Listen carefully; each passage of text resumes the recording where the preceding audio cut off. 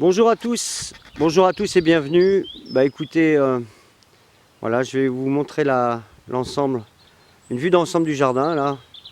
La pluie qu'il y a eu, on a pas mal de fleurs qui ont pu éclore là ces derniers temps. Donc je vais vous montrer un petit peu.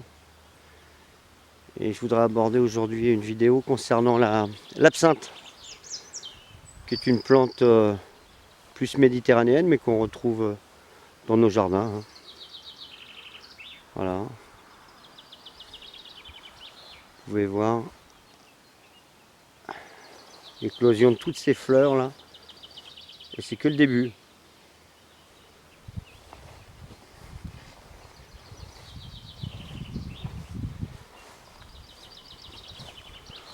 Voilà, mon champ de pommes de terre. Alors je vous montre à chaque fois, voilà, la vidéo que j'avais faite, hein, concernant l'optimisation des sols pour la culture de la pomme de terre. Ah, ça fait vraiment une culture très très dense.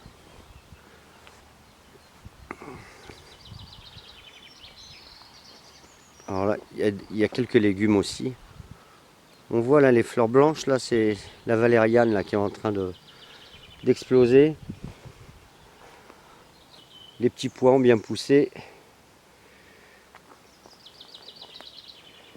Là les pois mangent tout, là sont vraiment tout en fleurs.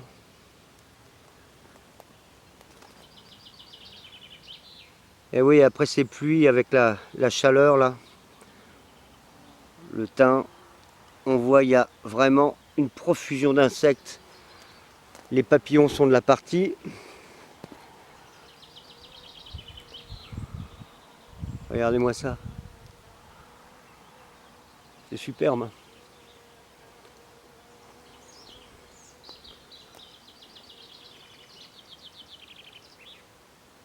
Les artichauts là qui poussent, hein, dans les petits pois là.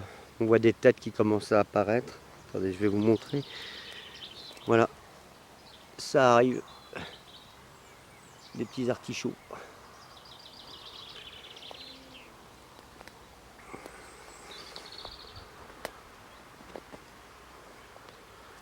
Donc la fameuse absinthe dont je vous parlais.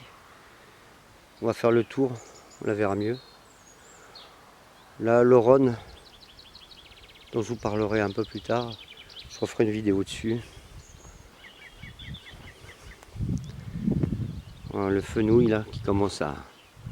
C'est pareil, lui, il fait maintenant 1 m 40 là.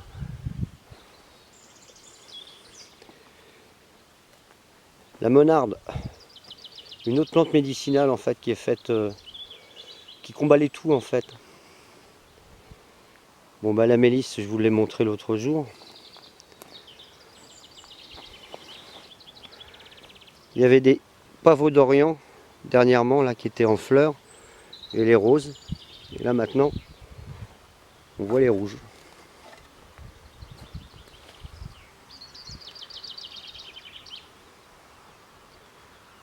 Chouette, non? Et là, ça c'est un pied de gentiane qui est en train de pousser. Bon, revenons à nos moutons. Voilà l'absinthe.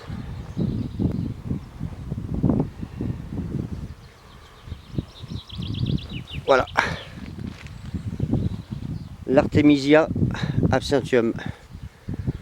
Absinthium en latin, qui annonce son amertume. En fait, c'est une plante très très amère. Et comme toutes les plantes amères de la famille des Artemisia, elles sont, comment dire, celles-ci entre autres vermifuges, mais la plupart du temps, l'amertume, ces plantes amères en général sont antipyrétiques. C'est-à-dire qu'elles combattent la fièvre. D'où son utilisation depuis très très longtemps, hein, en vue de soigner justement certaines fièvres. Et donc aussi antiparasitaire. Et on retrouve sur les tablettes cunéiformes en fait d'Assyrie, de Babylonie, déjà des traces de l'utilisation de l'absinthe. Et en Europe, ici chez nous, les Gaulois, les druides déjà connaissaient ses propriétés. il s'en ceinturait, il faisait des ceintures en fait qui se mettaient autour des reins. Pour les hommes en fait pour combattre les rhumatismes et pour les femmes pour combattre les douleurs liées au cycle féminin. Donc elle est facile de bouturage, hein. C'est une plante très facile d'utilisation. Et pour la bouturer, c'est très simple, on fait des boutures au printemps. Seul inconvénient, c'est qu'elle peut être très sensible aux attaques de pucerons noirs au printemps. Mais bon, j'avais fait des vidéos en vous montrant comment la combattre en laissant simplement les coccinelles venir, quoi. Donc il y a une liqueur très ancienne hein, qui était interdite à partir de 1912 jusqu'en 2003. Aujourd'hui, la liqueur d'absinthe est de nouveau sur le marché. Mais c'était en fait, il y a une essence, dans son huile essentielle, il y a comment dire, une substance neurotoxique. Voilà, la tuyonne. Et donc on l'avait supprimée pour cette raison. On l'appelait la fée verte, hein, la boisson préférée de Verlaine. Donc après son interdiction, mais c'était aussi un combat,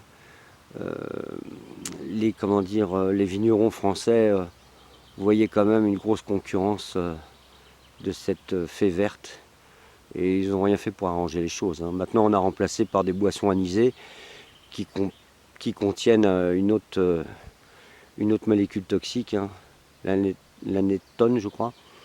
Et donc voilà, et on en boit dans le pastis assez souvent. Donc voilà, les artémisiales sont là. On verra, je vous parlerai de l'Oronne. Je vais faire une liqueur prochainement avec.